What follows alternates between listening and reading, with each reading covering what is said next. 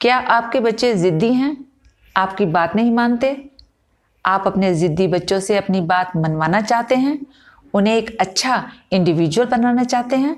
अगर हाँ, तो आज का वीडियो है खास आपके लिए।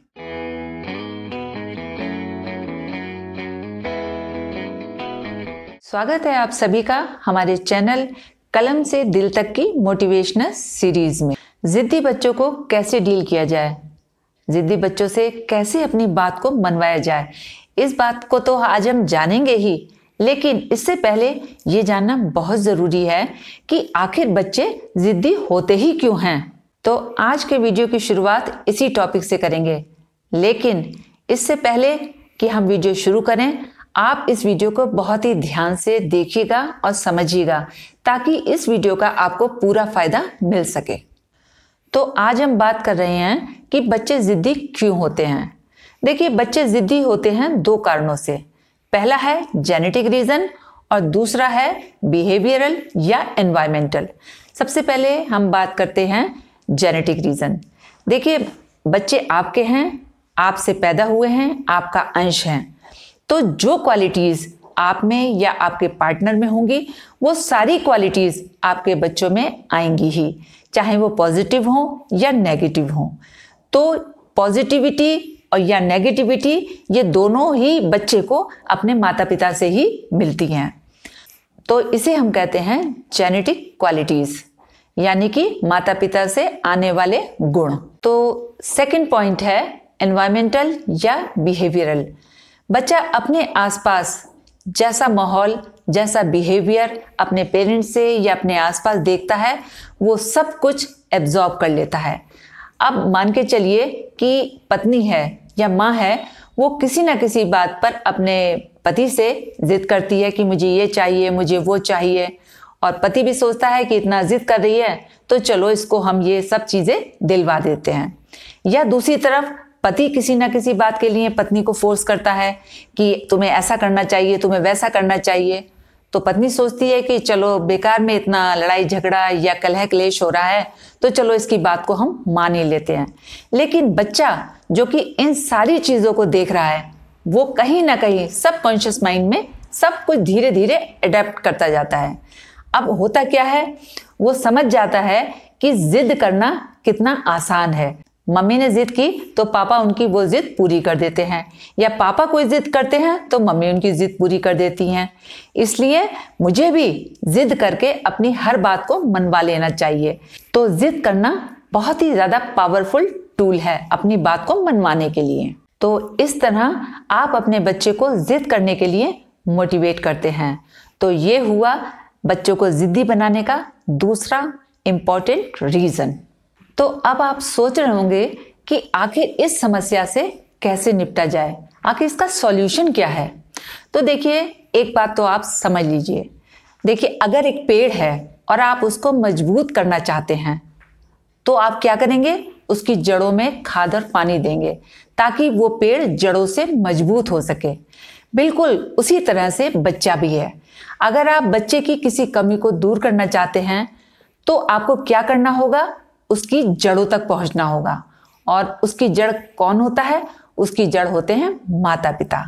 तो समझने वाली बात यह है कि जिस तरह के चेंजेस आप अपने बच्चे में चाहते हैं, उसकी शुरुआत माता पिता दोनों को ही खुद से करनी होगी। फॉर एग्जाम्पल, अगर आप अपने बच्चों में डिसिप्लिन चाहते हैं, तो सबसे पहले आपको डिसिप्लिन होना पड़ेगा। अब मान के चलिए कि आप चाहते हैं कि आपका बच्चा सुबह उठकर पढ़ाई करे, तो उसके लिए दोनों ही माता पिता को उठना पड़ेगा, बच्चों को उठाना पड़ेगा, तभी आपका बच्चा उस रूटीन को फॉलो कर पाएगा। सिर्फ कहने से ही काम नहीं चलता, आपको करके दिखाना पड़ता है। जो भी आप बच्चे से चाहते हैं वो आपको खुद पहले करके दिखाना ही पड़ेगा।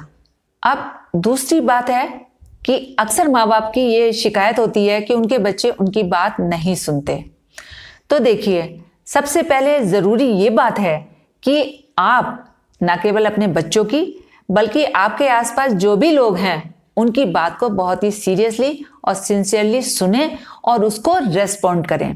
अक्सर माँ बाप ये गलती करते हैं कि अपनी बात तो वो बहुत ही इंटरेस्ट से लोगों को बताते हैं या सामने वाले को सुनाते हैं, लेकिन जैसे ही कोई सामने वाला अपनी कोई बात करता है या रेस्पॉन्ड करता है तो वो उसमें कुछ इंटरेस्ट नहीं लेते और वहाँ से कोई ना कोई बहाना बनाकर चले जाते हैं। अब होता क्या है कि आपका बच्चा आपसे ये सीख रहा है कि जब अपने मतलब की बात हो तभी तक बैठना चाहिए, फिर बाद में वहाँ से निकल जाना चाहिए। तो आप देखिए कि बच्चा आपका एटीट्यूड देख रहा है और आप ही से सीख रहा है। उसने ये सीख लिया है कि जब तक अपने मतलब की बात हो तभी तक वहाँ पर बैठना चाहिए और रहना चाहिए। अब होता क्या है कि जब तक उसके मन की कोई बात होती है या उसे आपसे कुछ चाहिए तो वो क्या करेगा, वो आपके आसपास घूमेगा, आपसे बहुत प्यार से बात भी करेगा। लेकिन जैसे ही आप उसे कुछ अपनी बात समझाने लगते हैं या कुछ और बात बताने लगते हैं तो वो वहां से आनाकानी करके उठ जाएगा, सोचता है कि छोड़ो अब क्या करना है यहाँ बैठकर। और आपको ऐसा लगता है कि जब भी इसको कोई अच्छी बात बताओ या सिखाओ तो ये वहां से भाग जाता है। आपने नोटिस किया कि इसने वो सारी बातें कहाँ से सीखी? उसने आप ही से सीखी हैं। उसने ये सीखा कि जब तक अपना मतलब हो, अपना इंटरेस्ट हो, तब तक वहां बैठो और जैसे ही आपका बात खत्म, आपका इंटरेस्ट खत्म, तो वहां से उठकर चले जाना ही ठीक रहता है। तो आपसे मैं बस सिर्फ इतना ही कहूंगी कि अगर आप चाहते हैं कि आपका बच्चा आपकी बात सुने तो उसके लिए आपको भी अपने आसपास के लोगों की बात को सुनना पड़ेगा और उनको सही से रिस्पॉन्ड करना पड़ेगा। तभी आपका बच्चा भी आपसे कुछ अच्छा सीख पाएगा। अगर वो सुनेगा नहीं तो सीखेगा भी नहीं। अब नेक्स्ट पॉइंट आता है कि क्रिटिसाइज और एनालाइज। देखिए, आप किसी को भी अपने घर में क्रिटिसाइज मत कीजिए, उसको एनालाइज कीजिए। अक्सर घरों में ये बातें होती हैं कि भाई देखिए फलां के पास इतना पैसा है, वो अपने बच्चों को यहाँ घुमाने ले जा रहा है, वो अपने बच्चों को वहाँ घुमाने ले जा रहा है, और भाई हमारे पास तो है ही नहीं। अगर हमारे पास होता तो हम भी अपने बच्चों को घुमाने ले जाते, हम भी उन्हें इधर उधर घुमा के खाना पीना खिला के खूब ऐश करा देते। तो इससे क्या होता है कि आप अपने बच्चों के मन में एक हीन भावना को पैदा कर रहे हैं, उनमें एक नेगेटिविटी क्रिएट कर रहे हैं। बच्चे को ऐसा लग रहा है कि शायद हमारे पेरेंट्स के पास वो सारी चीज़ें नहीं हैं जो कि सामने वाले के पास हैं, और वो एक अंदर ही अंदर अपने आप को एक बहुत ही इंफीरियर समझने लगता है। तो अब बात रही एनालाइज करने की। देखिए, बच्चों को कभी भी ये मत शो कीजिए कि आपके पास पैसा नहीं है इसीलिए आप बाहर घूमने फिरने नहीं जा रहे हैं। उनको ये बात समझाइए कि ये समय आपके ज़्यादा घूमने फिरने का नहीं है, ये समय आपके सीखने का है। आप अच्छी अच्छी बातें सीखिए, अच्छे अच्छे कोर्सेज में उनको इनरोल कराइए ताकि एक वो बेहतर इंसान बन सके। इन शॉर्ट, आप किसी भी बात की नेगेटिव साइड के साथ साथ पॉजिटिव साइड भी बच्चे को ज़रूर दिखाएं और साथ ही साथ उस पर आप स्ट्रेस भी दें ताकि आपका बच्चा पॉजिटिव हो सके। अगर आप चाहते हैं कि लॉन्ग टर्म में आपके बच्चे आपकी बात माने तो देखिए उसके लिए ज़रूरी है कि एक तो आप बच्चों के साथ बहुत ही प्यार से पेश आएँ, दूसरा लॉजिकल बने, क्योंकि बच्चे हर बात का रीज़न जानना चाहते हैं। अक्सर माँ बाप क्या गलती करते हैं कि बच्चों को मार पीट कर गुस्सा करके उनसे अपनी बात मनवा लेते हैं, लेकिन जैसे जैसे बच्चे बड़े होते हैं तो वो क्या करते हैं, या तो ढीठ हो जाते हैं या फिर उनकी बात को सुनना बंद कर देते हैं। तो इसलिए ज़रूरी है कि आप जो भी बात उन्हें समझाएं उसके पीछे क्या रीज़न है, क्या लॉजिक है, उसको ज़रूर बताएं ताकि बच्चे आपकी बात को समझ सकें और आपकी बात मान सकें। और एक गलती और माँ बाप करते हैं, वो सोचते हैं कि एक बार बात कहें और बच्चा उनकी बात को मान ले। याद रखिए, बच्चा एक बार में कोई बात नहीं सीखता है, उसको लगातार आपको सिखाना पड़ता है। अब जैसे ABCD है या 1 2 3 है, वो बच्चे को एक बार में तो नहीं आती, आपको लगातार प्रैक्टिस करानी पड़ती है और उससे क्या होता है कि बच्चा वो अंत तक कभी नहीं भूलता।